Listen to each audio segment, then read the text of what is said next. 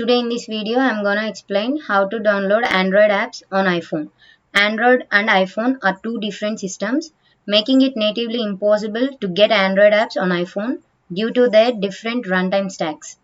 Basically, iPhone applications are strictly for iPhone users only, and Android apps are mainly designed for Android phones only.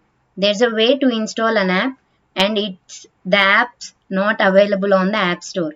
There's a work around using an app called Scarlet. Instruct users to download Scarlet from its official website onto their iPhone. Apps link are provided in description below. Find the IPA file from the Android app they want to install. Example, Fortnite. Fortnite is not available on the App Store. Users need to download its IPA file from the internet. Save the downloaded Fortnite IPA file to the files folder on your iPhone. Then return to the Scarlet app after saving the IPA file.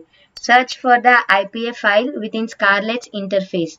Once the IPA file is located, Scarlet will automatically start the installation process.